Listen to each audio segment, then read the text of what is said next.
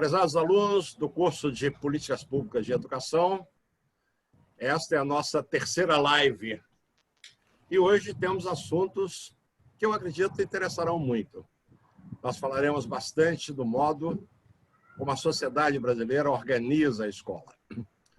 A primeira coisa que devo dizer é que a gente não pode esquecer nunca que o Brasil é uma sociedade de classes. Uma sociedade onde, basicamente, eu tenho uma classe dominante, proprietários dos meios de produção, proprietários da terra, proprietários das indústrias, das siderúrgicas, etc.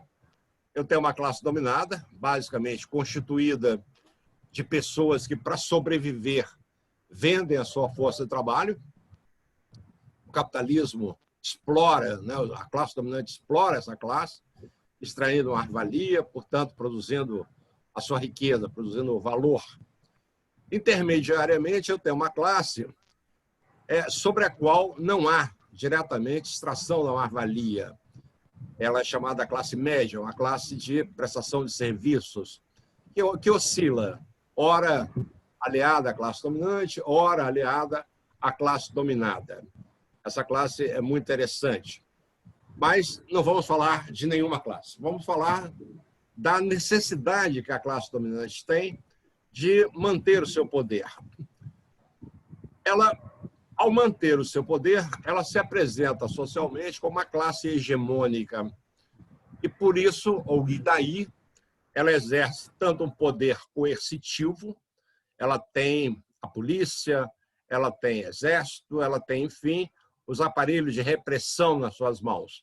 E se impõe repressivamente sobre toda a sociedade não pertencente a essa classe dominante. O segundo aspecto dessa hegemonia é o aspecto pedagógico. Ela precisa obter uma coesão social e, por isso, ela vai atuar pedagogicamente, sobretudo através dos meios escolares, mas não apenas só da escola, mas também da igreja, da mídia, enfim, de tudo que puder ser, né? Meio de coesão, meio de inculcação dos valores da classe dominante. E é muito interessante quando a gente observa, historicamente, essa trajetória. Por exemplo, na colônia, a classe dominante, basicamente portugueses, proprietários de terra, em nome do rei, etc., etc., eles permitem a entrada da igreja, atrelar as famosas grandes navegações ao movimento da cruzada, que houve lá no século XII, século XIII, eu vou verificar que ambos podem ser chamados de movimentos de expansão do catolicismo. As cruzadas na orla do Mediterrâneo e as grandes navegações pelas bacias comerciais existentes. E aí são várias bacias, a bacia do Atlântico, a bacia do Oceano Índico, a bacia do Mar da China, e etc., vão fazendo a interconexão, portanto, dessas bacias.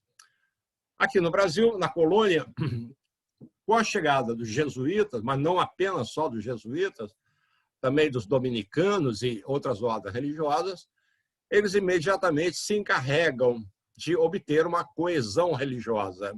Todos, no caso, deveriam ser católicos. Não é por acaso o surgimento de escolas religiosas, os famosos colégios jesuítas, né? A começar por São Paulo, Salvador, enfim, diversos locais que têm a finalidade de educar a garotada, a criançada, os jovens, para a vinda do reino, para a volta de Cristo. Portanto, uma educação extremamente católica, extremamente preparatória do advento. Terminada a colônia, começamos aí o Império. É muito interessante no Império porque ele se inscreve na ordem escravocrata, a classe dominante, a classe dominada, constituída fundamentalmente de escravos. Intermediariamente, eu tenho não necessariamente uma classe média. É complicado falar de classe média, mas eu tenho uma classe de homens livres brancos, que servem a essa nobreza, a nobreza dos barões de Saquarema, dos barões de Itacuruçá, uma nobreza que tenta repetir a nobreza europeia, sem, no entanto, ter o sangue azul de linhagem, como tinha a própria Europa. Mas é interessante que, no Império, apesar de a maioria dos historiadores de educação não reconhecerem o que era feito em termos de educação no Império, havia, por exemplo, na cidade do Rio de Janeiro, uma rede de escolas de mais ou menos 300 e poucas escolas. E é muito interessante que essas escolas, elas somente atendiam a homens livres, pobres, claro, católicos. Escravos não chegavam a essa escola, os negros eram proibidos até de pisar na calçada dessa escola, jamais se dirigiam a um professor, a um monitor, a um aluno dessa escola. É muito interessante quando a gente observa isso, a gente vê que essa escola tende a preparar um indivíduo serviçal para fazer o seu serviço de meirinho, trabalhar nos cartórios, trabalhar nos ministérios, enfim, servir aqueles que eram os detentores, os poderosos dos ministérios, dos cartórios, e assim sucessivamente. Eu gosto muito de citar como exemplo o famoso Policarpo Quaresma, do Lima Barreto, salvo engano, Lima Barreto, né? Ele é um indivíduo muito bem educado, tem uma caligrafia linda, frequenta os salões do Cosme Velho, dos seus saraus, é um indivíduo que frequenta, na verdade, serviçalmente a nobreza imperial brasileira. Nessa escola do Império, nós encontramos um documento extremamente interessante do Arquivo Geral da cidade do Rio de Janeiro, chamado Estatuto das Escolas de Instrução Primária da cidade do Rio de Janeiro. É um documento de 1845, não, desculpa, 1865. E nesse documento, nesse estatuto, nós encontramos o currículo dessa escola. É um currículo muito perpassado pelas histórias do Evangelho, pelas histórias de Jesus, pelas histórias de Maria, pelas histórias de José. E foi interessante que nós observamos o sentido disso aí. Era preciso criar um sistema de ideias, um sistema de representações em que a obediência e a humildade do homem livre era extremamente valorizada, assim como de Jesus, de Maria, de José, pessoas simples, pessoas humildes, mas extremamente nem tanto, mas aparentemente obedientes ao poder. A gente sabe que Cristo, numa das passagens evangélicas, ele vai separar, né, o poder divino do poder temporal, quando ele diz a Cristo, a Deus o que é de Deus, e ao imperador, a Nero, a César, o que é de César. É uma tomada de consciência política extremamente interessante de Cristo. Muito bem. Se no Império todo o conhecimento, toda a conquista de novos conhecimentos é mediada pelas histórias do Evangelho, assim que foi proclamada a República positivista, Benjamin Constant, Floriano Peixoto e outros, eles mudam radicalmente isso aí. Eles não querem mais uma mediação religiosa da vida em sociedade. Eles introduzem nos currículos escolares o ensino de ciências e todos os seus passos metodológicos, todo o seu método, né, científico, lá baseado em Spinoza e etc., permitindo com isso uma visão científica da realidade. É claro, essa república está muito pautada pelo iluminismo, isto é, pela razão, né, pela objetividade científica. É interessante aí que esse homem construtor da jovem República Brasileira, ele deverá ser um homem com uma visão científica da realidade, uma coisa proposta pelo Comte, né, o francês criador da corrente filosófica chamada positivismo. Isso vem até a crise da República, dessa República velha. A gente sabe que, assim que acontece a Primeira Guerra Mundial, o Brasil só participa enviando um pelotão de enfermeiras, né, comandados me parece que pela Ana Nery, mas realiza, durante o governo Venceslau Braz, uma grande acumulação de capital estrangeiro de capital resultante das vendas de produtos agrícolas. O Brasil se transforma nesse período de 14 a 18, e assim que termina a Primeira Guerra Mundial, o Brasil está bem transformado, tem uma cara mais urbana e, consequentemente, começam a surgir grupos sociais, pequenos grupos sociais, que não mais admitem aquele Brasil oligárquico. Por exemplo, no livro do Sérgio Buarque de Holanda, Raiz do Brasil, ele é muito claro, dizendo que o Brasil não pode continuar, não pode caminhar em direção ao futuro com aquela aristocracia, uma aristocracia que espoliava a sociedade brasileira em seu benefício. No livro Raiz do Brasil, ele já defende claramente a educação pública e gratuita para alterar significativamente o processo de votação. Chamando a atenção aí, sobretudo, do pessoal de história, do pessoal de letras, para as coisas bonitas que acontecem, como sendo a expressão dessas contradições. Nós temos o tenentismo, Prestes, Juarez Távora, o Barata Ribeiro, enfim, Juarez Távora, um bando de tenentes. Eles se revoltam contra aquela mentalidade aristocrática do Exército Brasileiro, saem do Forte Copacabana, chegam até a altura da Siqueira Campos, quando enfrentam a polícia, o grupo se dispersa, mas alguns tenentes continuam a sua luta política, como é o caso do Carlos Prestes, Luiz Carlos Prestes, o Cavaleiro da Esperança, que faz uma grande jornada pelo Brasil afora, chegando até a Bolívia, arregimentando pessoas para estabelecimento de uma nova sociedade brasileira. Outro movimento que eu gosto muito é o movimento chamado de Semana da Arte, Semana da Arte Moderna. Tem base, sobretudo, em São Paulo, e que vai reunir grandes pintores, né? Anita Malfatti, Portinari, grandes poetas, Carlos Drummond de Andrade, a Cecília Meirelles. Na música vem Villa-Lobos, né? Vem, enfim, um bando de artistas, um bando de intelectuais, os irmãos Andrade, né, escritores de Macunaíma e tal, propondo um pensamento brasileiro, um pensamento genuinamente brasileiro, um pensamento nacionalista, com cores nacionais. É um movimento extremamente forte, extremamente forte. Esse movimento avança, né, sobre vários setores da sociedade. Ao chegar no campo da educação, ele vai encontrar um grupo fortíssimo de educadores, não necessariamente educador, mas pessoas apaixonadas pela educação, que vão escrever o famoso Manifesto dos Pioneiros. Aí temos a Anísio Teixeira, de novo a Cecília Meirelles, Carlos Drummond assina, enfim, várias pessoas propondo uma escola pública e gratuita. É claro que essa proposição que eles fazem, ela já tem muito eco na sociedade. Na verdade, eu não sei se ela, né, ecoa o que vem da sociedade ou se esse manifesto faz a sociedade desenvolver a vontade da escola pública. O fato é que, em termos de políticas públicas, né, a sociedade brasileira já não mais quer aquele modelo agrário, agroexportador de sociedade.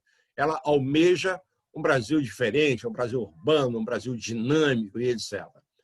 Na verdade, é mais ou menos isso que vai inspirar a revolução do Getúlio Vargas, a revolta militar, civil-militar, encabeçada pelo Vargas, pelo presidente da província da Paraíba, o senhor João Pessoa, que, inclusive, nessa discussão, em plena discussão, ele vai ser assassinado publicamente.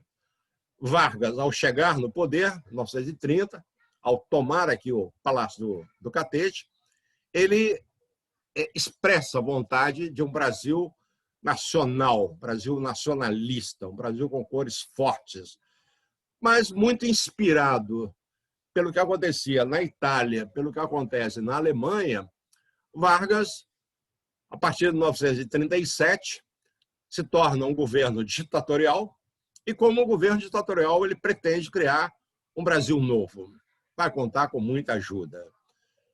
O seu ministro da Educação, na ocasião, o senhor Capanema, vai fazer uma reforma de educação, a Lei Orgânica de Ensino do governo Vargas, extremamente inspirada pela reforma educacional da Itália.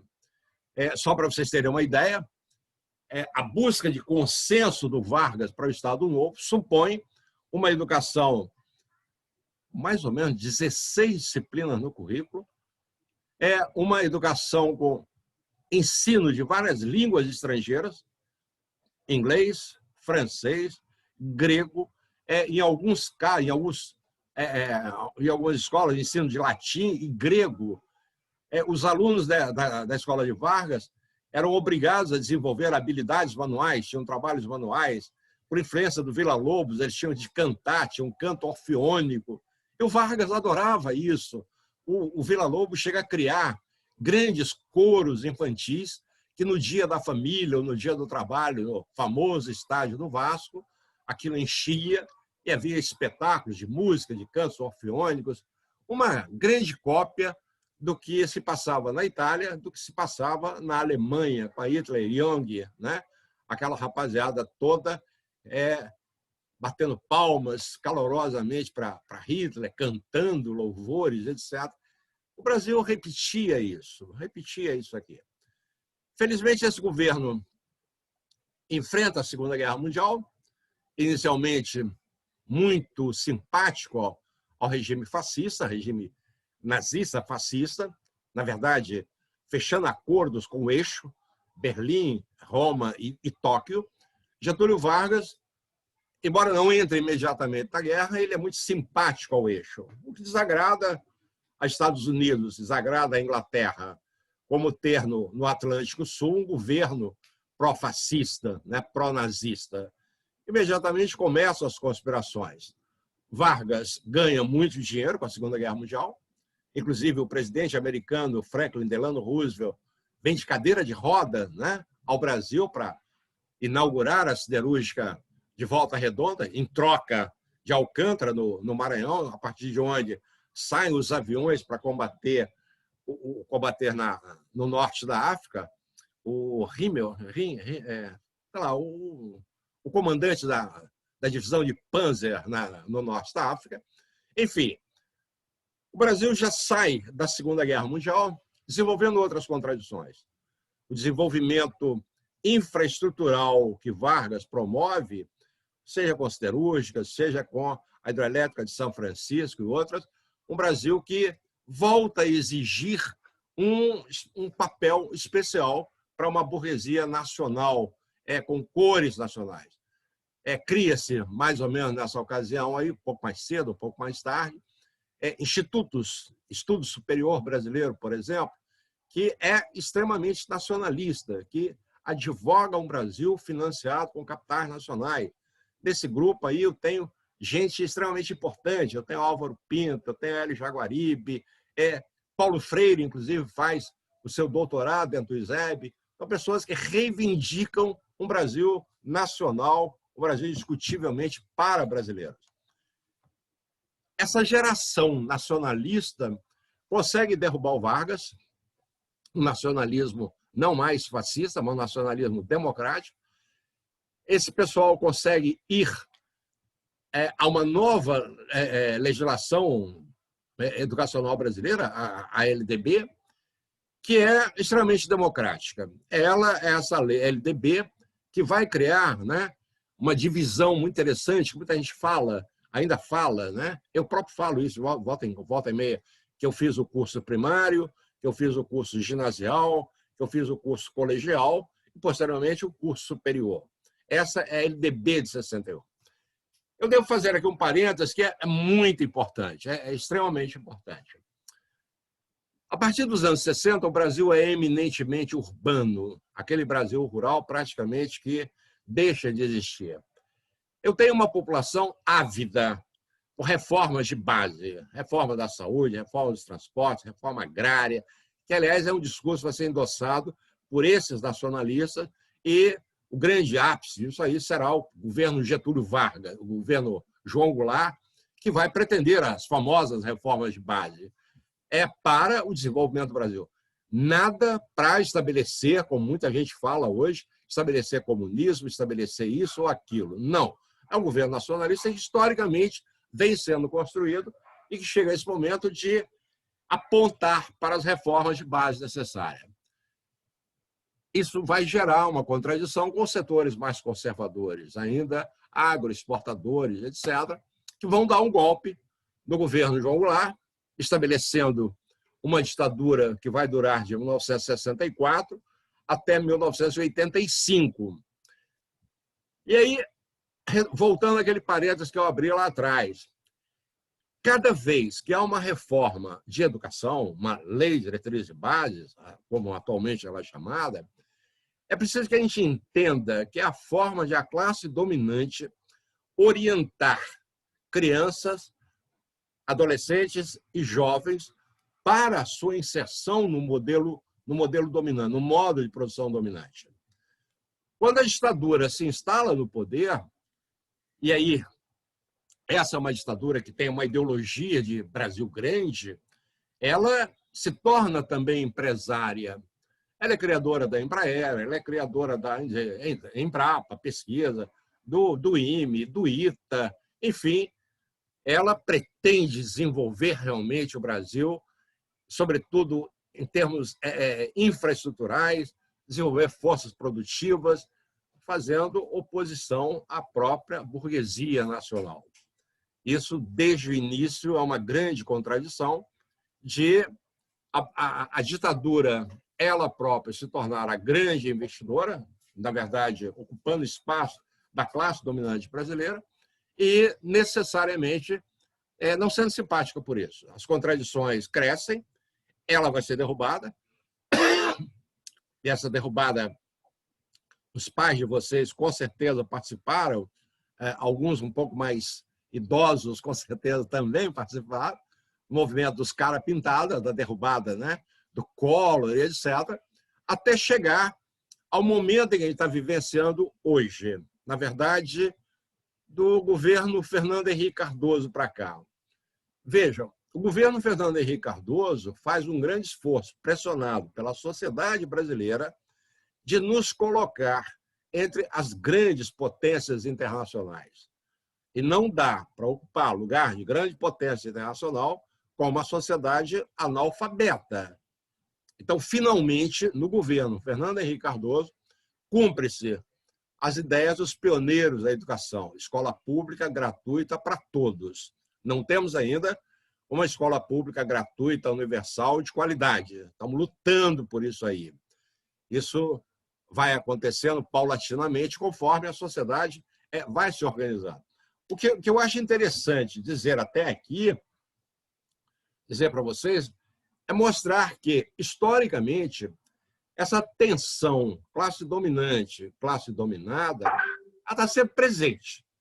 O fato de oferecer escolas públicas gratuitas para todo mundo não é só para derrubar a classe dominante, é também uma exigência da classe dominada que não aceita mais a condição de sequer ser capaz de pegar um ônibus, viver numa sociedade letrada, como a cidade do Rio de Janeiro, em que uma pessoa analfabeta absolutamente tem que pedir informação para tudo. Mas a classe dominante, então, tem um grande trabalho que é a inserção da geração futura, que vai integrar os quadros da força de trabalho. Ela precisa, desde criança, passando pela adolescência, até chegar na vida adulta, a vida universitária, de ir construindo uma ideia de consenso, um sistema de representações que permita que esse grupo se insira no modo de produção, se insira como força de trabalho, mantendo a sociedade. Atualmente, nós temos dois aspectos que a gente não pode deixar de comentar. O que está na base das novas LDBs, sobretudo de 61 para cá, que é uma valorização da escola como sendo produtora de capital humano indispensável ao desenvolvimento da sociedade. Mas eu não vou comentar essa parte, eu vou deixar para o nosso especialista no tema, que é o professor Gaudêncio Frigoto, que tem lindos trabalhos exatamente sobre a teoria do capital humano. Passo, então, a palavra para o meu querido amigo Gaudêncio. Gaudêncio. Roberto, cadê o Gaudêncio? Passei a palavra para você, Tia. Capital humano. Não sei se você pegou a última frase que eu disse, né? E há duas orientações nas LDBs de 61 para cá.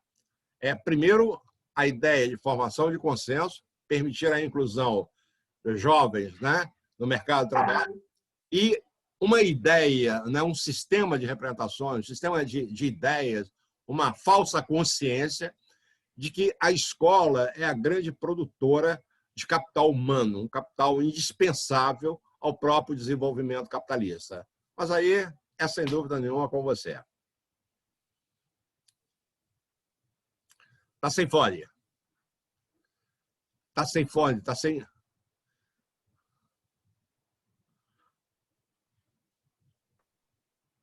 Boa noite, colegas, boa noite, acadêmicos. A minha internet está bastante instável desde ontem, então, se interromper, o Roberto e o Zacarias aí continuam. O Zacarias fez um percurso histórico importante para demarcar que, ao longo da nossa história, nós tivemos sempre uma disputa, né? E, na verdade, ligando, antes de entrar com a ideia do capital humano, a gente percebe que a nossa sociedade sempre resolveu, ou quase sempre resolveu, pela força. Daí que nós tivemos a ditadura Vargas e depois 21 anos de ditadura empresarial militar. Então, a escola e, assim, as políticas, o direcionamento das políticas, elas vão sempre estar em disputa. É importante registrar que também o Brasil entrou, digamos, tardiamente no sistema capitalista, né? Há literatura que fala do capitalismo tardio entre nós. E isso também vai impactar sobre o sistema educacional e o quadro que nós temos hoje ainda de dívida grande de qualidade da educação e quantidade de atendimento. Mas, de todo modo, até os anos 50, meados de 50, a ideia que dominava o mundo é que a escola é uma instituição da sociedade para socializar conhecimentos, valores, atitudes e portanto, é uma função de conhecimento, ela tem a função de socializar o conhecimento e socializar os jovens e as crianças para dirigirem futuramente a sociedade. O que vai acontecer a partir dos anos 50 e que é incorporado exatamente pela ditadura empresarial militar é que há uma mudança no sistema capitalista e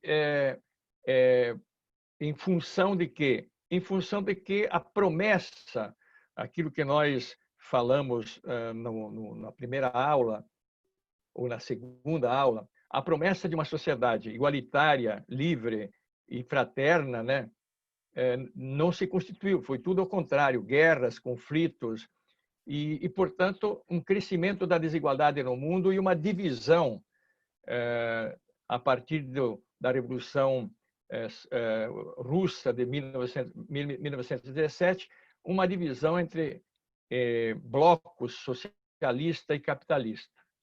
E, sobretudo, com a Revolução Cubana nos anos 50,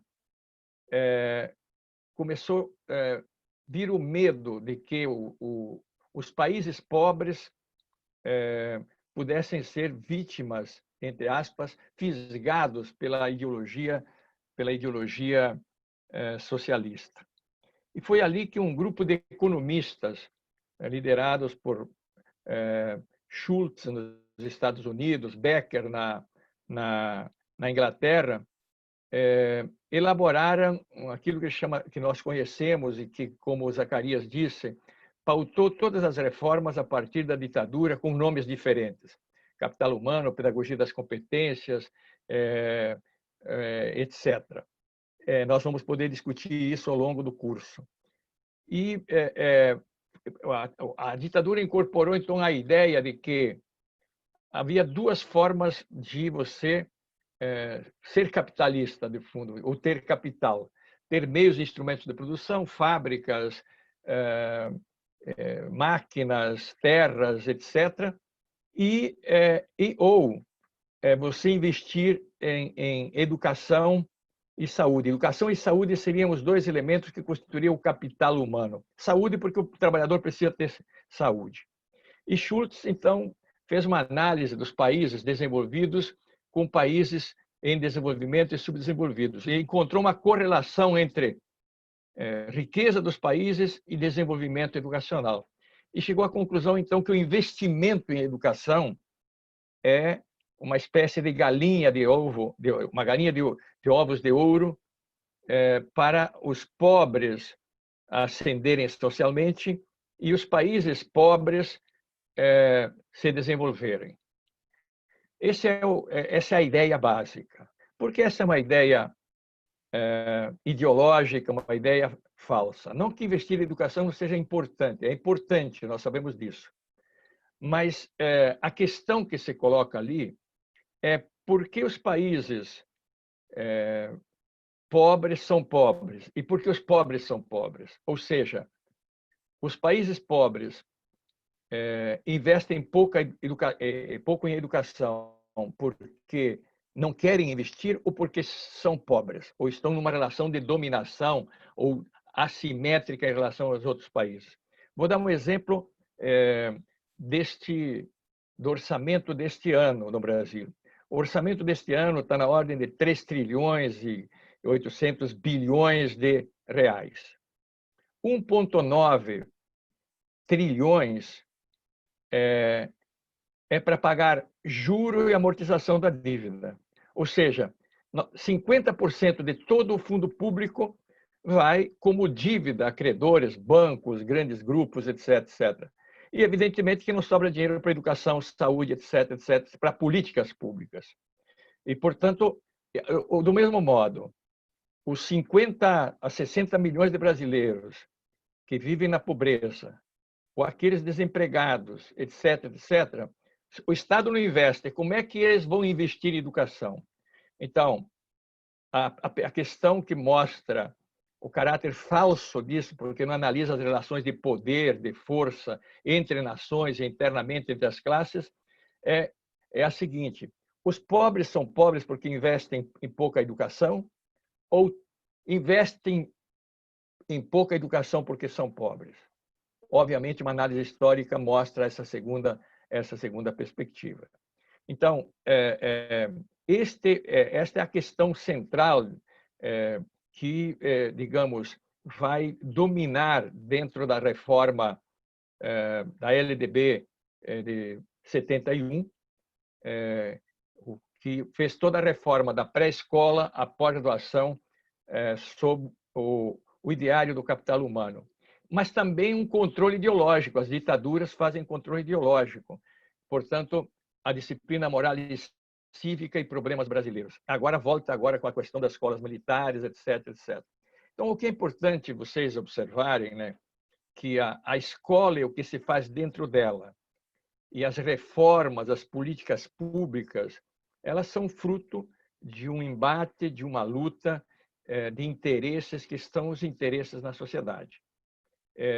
Poderei depois fornecer alguma bibliografia. Eu mesmo escrevi um livro sobre isso, A Produtividade da Escola Improdutiva, onde examino esta teoria ou esta ideologia. E depois, Educação e Crise do Capitalismo Real, mostrando, então, como esta teoria não responde à realidade. Mas o Roberto, creio que pode ir completando coisas em relação ao que o Zacarias estava colocando do ponto de vista desse percurso histórico que mostra as nossas possibilidades, as nossas impossibilidades. Mas para demarcar outra coisa e encerrar, nós vamos ver que também vai se criar no Brasil uma classe que é uma classe diferente das classes burguesas revolucionárias. Aqui nós temos uma classe que é patrimonialista, clientelista, é uma classe que vive, digamos, da exploração do fundo público o assalto do fundo público e, portanto, não tem grande preocupação nem de universalizar e nem de dar uma escola de qualidade.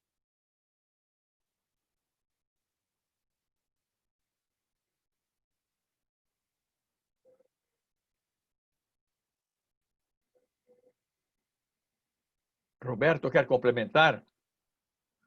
Ele caiu, está voltando aí. Tá, ok. Então o professor Roberto caiu a internet. Vejam vocês, nós estamos tendo dificuldade, vocês devem ter dificuldade. Isto mostra o caráter limitado, né? Mas é o que nós podemos fazer nesse contexto. Mas é importante, então, mostrar na linha do que o Zacarias trouxe, né? Que toda vez que há uma mudança de bloco de poder, se faz uma reforma ou uma reforma da reforma, né? E o que é mais dominante ao longo da nossa história é um Estado autoritário e, portanto, com medidas de força, como o Zacarias disse, e não tanto com construir uma base hegemônica e um processo de longo prazo. Roberto voltou, então pode trazer alguns outros elementos dentro desse percurso que o Zacarias fez. Alô, Roberto? Oi, voltei. Oba, apareceu. Essa nossa tecnologia é um caso sério. A maravilha do serviço Maravilha. privado de internet no Brasil, que é Isso. a eficiência caro e da porcaria. iniciativa privada. Exato. E todos nós pagando, inclusive os alunos, né? Isso, exatamente. Enfim, privatiza que melhora, né? Tá aí. Privatizou, o que aconteceu? Vamos lá. Bem, eu perdi um pouco da fala do Gaudense, mas como a gente já tinha conversado antes, eu sei mais ou menos o que ele colocou. Né? Falar um pouco sobre esses temas que a gente vem discutindo desde a aula passada, né? Ideologia, dominação. Hoje a gente discutindo um pouquinho sobre o que é hegemonia, contra-hegemonia, né? E fazendo um panorama um pouco da história da educação no Brasil, que o Zacarias colocou muito bem, e o Gaudêncio trouxe um debate que é um debate muito contemporâneo hoje, que é essa ideia de capital humano, se isso existe, não existe, e como é que ele realmente se materializa, né, nas discussões educacionais e no próprio cotidiano da educação. Acho que é importante a gente refletir. Na aula passada eu falei um pouco sobre que a nossa perspectiva aqui é uma perspectiva de compreender a realidade através dos conflitos que existem na realidade, né? E, obviamente, quando a gente traz isso para o campo da educação, a gente tem que ter em mente que também o campo da educação ele é permeado de conflitos, ele é permeado de ideias diferenciadas. A educação ela não está flutuando, né, acima da sociedade, ela faz parte da sociedade, com isso, todos os conflitos que permeiam, né, o tecido social se fazem presentes no campo da educação, né? Se a gente for pegar alguns exemplos históricos, né, na própria história do Brasil, que o Zacarias pontuou, né, a gente deve lembrar, né, que os governos, qualquer que sejam as suas matizes políticas, ideológicas, né, obviamente eles têm planos. Eles têm planos, né, de implementar uma visão de educação, né, que corresponde às suas ideologias, às suas visões políticas. Mas, obviamente, que por mais autoritário ou ditatorial que um governo possa ser, né, e ele pode até angariar apoio social, né, governos autoritários podem ter respaldo social, né, ou de uma parte significativa da sociedade, isso explica muito porque eles perduram por muito tempo. É importante a gente lembrar que, como a gente está falando de uma sociedade que está sempre em conflito, pois ela é uma sociedade de classes, é importante a gente salientar que há sempre aqueles que resistem, há sempre aqueles que têm outras visões, há sempre aqueles que colocam uma outra ideia de educação. Isso é em qualquer lugar da vida, mas vamos restringir aqui o debate de educação. Portanto, esses conflitos que acontecem na sociedade como um todo, na educação como particular, eles vão propor ideias de educação diferentes, né? Ou vão responder a pressões que existem, né? O Zacarias falava, por exemplo, dos governos Vargas, né? E aí é bom salientar, né? Existe muita polêmica sobre o Vargas, existem aqueles que interpretam o Vargas como um simples populista, ditador, que emana as coisas de cima para baixo, existem aqueles que compreendem o Vargas historicamente nas contradições da sociedade brasileira. Eu tenho uma visão do Vargas muito diferente, inclusive, da do Zacarias, né? Essa relação Vargas-nazismo que o Zacarias colocou, eu passo muito longe disso, acho que são outras questões históricas que respondem aos campos filarmônicos do Villa-Lobos no currículo dos meninos e meninas da década de 1930. Roberto, me permita, eu fiquei Claro. restrito ao Vargas no campo da educação. Eu, por exemplo, levantei, né, a lei orgânica feita pelo Capanema com a lei orgânica da Itália e alguma coisa do que estava sendo feito na Alemanha. É praticamente uma cópia. Então, isso me permite falar do Vargas com a sua simpatia ao nazifascismo. Mas tudo bem. Mas tudo bem. A discussão não é o Vargas em si. A discussão é a educação. Enfim. Porque também vamos dizer que a CLT era a cópia da legislação trabalhista da Itália do Mussolini. Não é bem assim. Da Carta della Volta. E não é. Você bate na conta e nada a ver. Mas, enfim.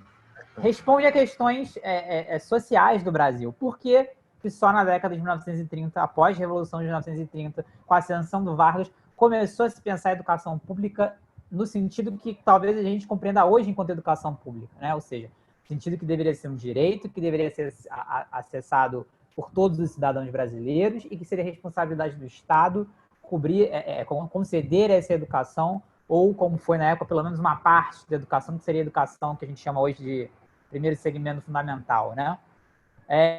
Por que isso? Porque isso responde a contradições sociais que existiam no Brasil da época.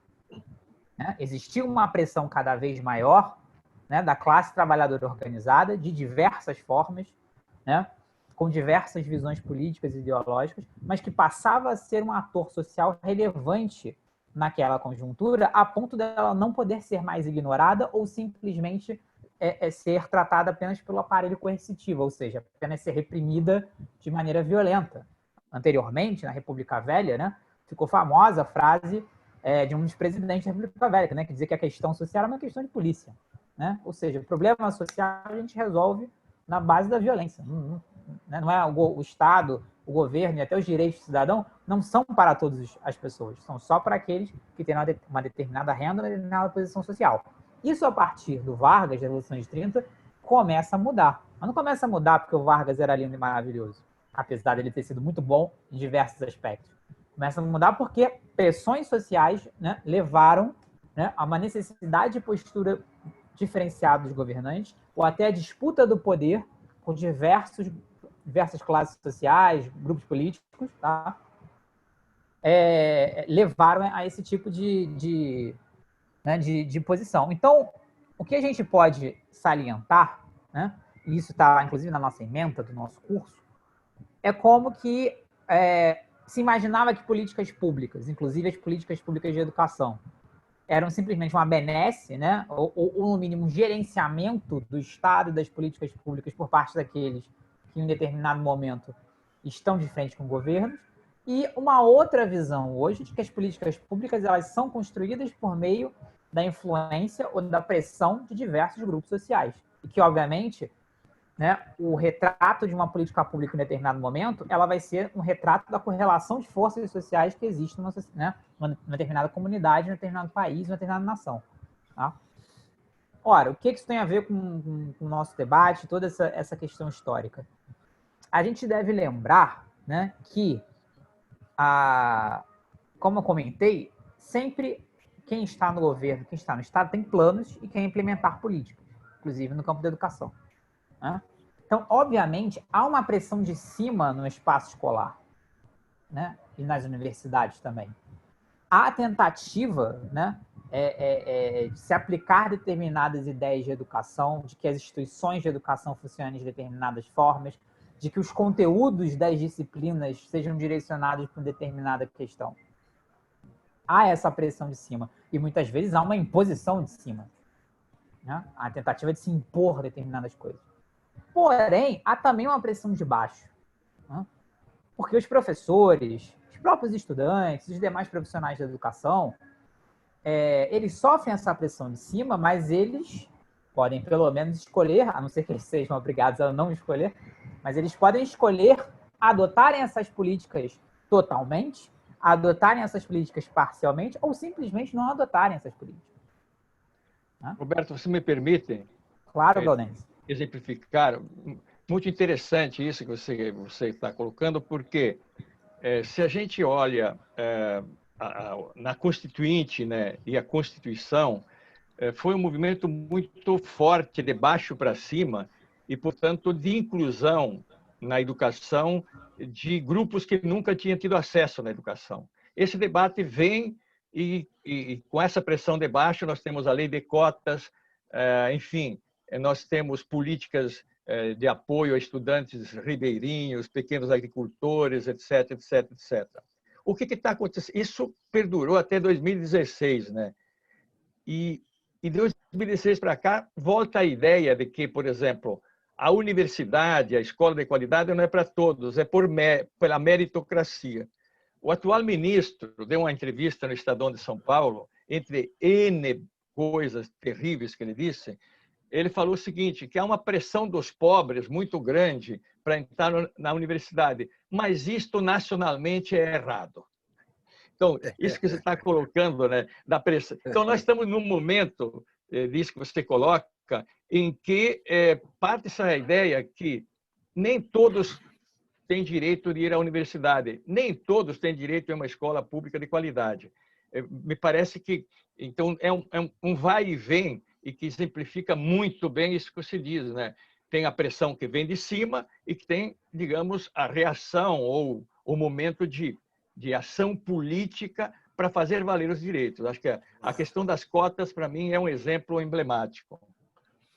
Me permita ainda, Roberto, só um acréscimo. Nosso tempo já está praticamente esgotando. E mas você tem que interromper também, Roberto. Sim. É extremamente importante o modo como o Roberto trabalhou a questão, porque eu, por exemplo, na minha fala, a ideologia apareceu sempre como um instrumento da classe dominada, da classe dominante, como se a classe dominada não tivesse também um sistema de ideias. É interessante isso, e sobretudo para chamar a atenção de todos, que, de fato, Marx, por exemplo, tem essa ideia, né? A ideologia é uma falsa consciência, é um sistema de ideias que a classe dominante impõe. Mas quando a gente vai ao Gramsci, o Gramsci faz essa bela oposição. Se há uma ideologia dominante, há também uma ideologia dominada. Os intelectuais das classes dominadas, né, os intelectuais orgânicos, são construtores dessa concepção de mundo, né, pelo qual a classe dominada luta. E o que o Roberto está colocando muito bem é isso. Se há uma ideia de escola, se há uma ideia de currículo, uma ideia de conteúdos, etc., imposto pela classe dominante, a classe dominada não é obrigada a concordar com isso. Pelo contrário, né, ela vai lutar, ela vai reivindicar a validade dos seus pontos de vista. Um sociólogo francês, do qual eu gosto muito, embora ele não seja de viés marxista, que é o senhor Pierre Bourdieu, ele mostra como a escola reproduz, até com violência física e simbólica, todo o ideário, todo o sistema de ideias da classe dominante. Mas estudos atuais mostram claramente que a escola não é só reprodutivista, ela é um espaço onde a dialética, né, está presente. A dialética nega o seu próprio reprodutivismo. E há várias obras sobre isso. Por exemplo, o do espanhol Enguita, A Face Oculta da Escola, ele mostra essa contradição. Um americano, acho que franco-americano, que escreveu a resistência da escola, é muito interessante porque ele vai mostrar a indisciplina existente na escola no sentido de impedir que ela seja 100% reprodutivista. Eu estou falando Rigiru na sua obra. E diversos outros que mostram isso que o Roberto colocou aí, né? Não é passivo o domínio da classe dominante. Todo momento, ele é contestado pelas próprias classes dominadas. Obrigado, Roberto. Continue aí. Não, perfeito. É justamente isso que eu queria tocar, a questão do reprodutivismo, né? Porque aqueles que tentam impor políticas, né, na escola, né, e não dialogar, mas impor, eles querem isso. Eles querem impor que você simplesmente reproduza de maneira crítica. Né? E por mais que às vezes existam governos que são autoritários e conseguem impor muita coisa, nós, professores, nas salas de aula, junto com os demais profissionais de educação, os próprios estudantes, muitas vezes nós nos rebelamos contra isso. Temos outras propostas, temos outras visões, vamos trabalhar de outras maneiras. Né? Se a gente pegar só essa história mais recente, né, da educação no Brasil, a ditadura ela inaugurou a ideia de tecnicismo. Né? O ensino médio era praticamente um ensino médio para técnico para todo mundo. Né? E, obviamente, que não eram todos que chegavam sequer a esse ensino médio técnico. Mas a ideia é de que todos que chegassem fariam um ensino médio praticamente 100% técnico. Né? Isso vinha muito naquela ideia de Brasil grande, né? Grandes obras de engenharia e tal. Então, você elimina uma série, né, de conteúdos, né, que obviamente são os conteúdos mais puxados para as ciências sociais, ciências humanas, e vamos centrar tudo em formar técnicos em engenharia, em matemática. Né? Não deu muito certo. Né? Curiosamente, foi uma época que boa parte da nossa intelectualidade estava exilada, né, e produziu coisas fantásticas. Né? No campo da educação, inclusive, se a gente pegar, por exemplo, Paulo Freire e Darcy Ribeiro, são dois grandes pensadores de educação que estavam produzindo nesta época, exilados por essa ditadura tecnicista e escrevendo, propondo questões sobre educação completamente distintas. Se a gente for pensar dos anos 90 para cá, com a hegemonia do neoliberalismo, né, a ideia de escola para o mercado, né, a gente sempre ouve, qual é o papel da escola? O papel da escola é formar o aluno para o mercado. Né? Ou seja, vamos ensinar essa criança, esse adolescente a fazer as 4 operações matemáticas e ler e escrever mal e porcamente, tá bom, pronto. Isso aí que ele precisa para o mercado. Né? Obviamente, um mercado de trabalho bem rebaixado. Né? Ele vai estar, alguém que só tem esses conhecimentos vai estar numa área do mercado de trabalho muito, né, de muita precariedade. Mas isso é a sociologia do trabalho em outra aula. Aí, se nós trouxermos, inclusive, para a nossa contemporaneidade agora, a grande discussão hoje, praticamente, na educação, é se nós vamos nos submeter a uma educação autoritária, né, essa sim de contornos fascistas, né, ou se nós vamos ter pelo menos o mínimo, né, de autonomia, de democracia e de capacidade de construção de intelecto crítico por parte tanto de professores quanto alunos. É isso que nós estamos discutindo hoje. Né? É isso que nós estamos discutindo e lutando hoje na educação, porque o governo Bolsonaro ele tem uma visão de educação muito clara. É uma visão, inclusive, que bebe muito do tecnicismo da ditadura, né? E aí os elogios que o presidente, ministros fazem na ditadura não só são elogios, são uma visão de educação. Eles acham que é aquele tipo de educação que funcionava, né? E que tem que extirpar o resto, retirar o resto. Né? O Zacarias lembrou aí a frase, quer dizer, o Gaudêncio, né, lembrou a frase do ministro atual. Eu lembro, por exemplo, uma frase do ministro anterior, o Weintraub, né, que falou que não tinha que ter, por exemplo, faculdade de filosofia pública. Quem quiser estudar filosofia que vai pagar uma faculdade privada de filosofia. Né? Mas é curioso, porque na escola do rico, né, nos São Bentos da vida, nos Santo Inácio da vida, as crianças ricas têm filosofia. As crianças ricas nessas escolas vão discutir gênero, né? Tudo isso que eles dizem que abominam. Mas os filhos dos ricos têm isso. Têm acesso a essa discussão. Né? Se é para um viés libertário, crítico, ou se simplesmente estão ali formando os filhos da classe dominante, portanto eles precisam de todos os conhecimentos para dominar a sociedade, é uma outra discussão. Mas tem. Então o que querem extirpar esses conhecimentos é da escola do pobre, do povão. Né? Nós vamos lembrar que o nosso presidente falou no ano passado que basta, né, o que tinha que ensinar na escola era as 4 operações, ler, escrever e consertar uma geladeira. Né? Essa foi a frase do presidente sobre educação. Né? Consertar a geladeira seria um conhecimento muito mais importante do que história, filosofia, né? Ou ler um clássico da literatura brasileira, qualquer coisa do tipo. Né? Então, percebam como esses embates sociais eles estão dentro da educação. E nós estamos vivendo, nesse momento, são que estão se formando enquanto professores na universidade pública, vocês estão sendo jogados dentro de um enorme conflito, né, social e que tem desdobramentos no campo da educação, inclusive na própria formação profissional e política de vocês enquanto docentes, né, e com os alunos que vocês vão trabalhar, ou já trabalham em sala de aula, para quem já é professora, que a gente está no meio do olho do furacão de uma discussão sobre o que nós queremos de educação e o que nós queremos de sociedade para esse país. Então, há sim essa pressão de cima da imposição, mas há também as pressões de baixo, porque esses atores que convivem no espaço escolar não vão simplesmente reproduzir acriticamente, de maneira automática, aquilo que se tenta impor de cima. Há uma tensão aí. E vocês, enquanto professores, vão ter que saber lidar nessa tensão e terão que, historicamente, muitas vezes, se posicionar politicamente em relação a essas tensões. Eu queria dar um outro exemplo de como a ideia de capital humano, né? Galdense, se me permita, dê aí o seu exemplo e já se despeça do nosso querido público. Nós estamos em cima da hora. Para concretizar, para ver que para fazer uma política universal de educação, você tem que ter dinheiro, né? Tem que ter grana, a base material de professor, tempo do professor, etc. Então, as ideias hoje é cobrar na universidade, a ideia é diminuir professor, a ideia, enfim. Eu citei o orçamento, né? Mas existe um estudo de um professor da Unicamp, Pagnani, que vai mostrar o que seria necessário para reconstruir o Brasil. Então, ele dá um exemplo. Nós temos no Brasil 238 super bilionários, né? Mas destes, 62 que têm um patrimônio de 10 bilhões cada um, a começar lá para cima dos Rafa, que tem 120 bilhões de patrimônio.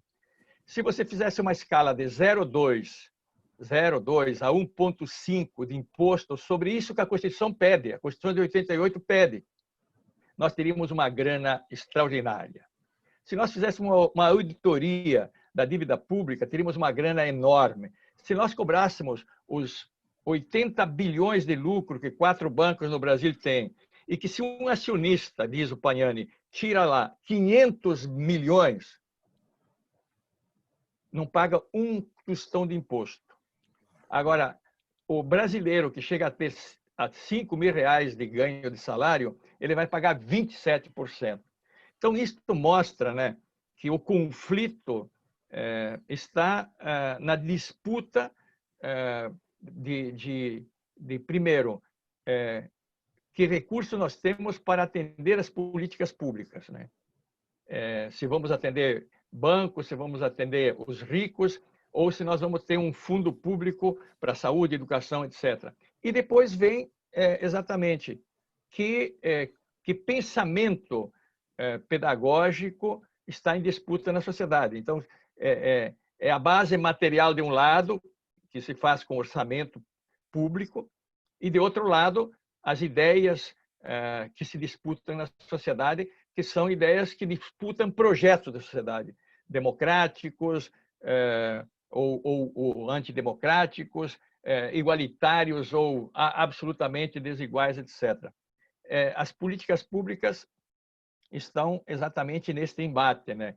E ela só, como você diz, Roberto, e quem tem 70 anos e picos já viu tantas reformas, né? Não há nenhuma mudança para quem vem de baixo sem organização e sem pressão. Entende? Eu acho que nós temos exemplos que a gente pode discutir umas políticas, etc., e voltar ao longo do nosso curso. Uma boa noite a todos os acadêmicos e a gente vai se acertando. Hein, Zacarias? Foi confirmada a aula presencial? Foi. Está confirmada. Será dia 7. Dia 7, 16 horas, a nossa aula presencial. Nós enviaremos o link para a participação.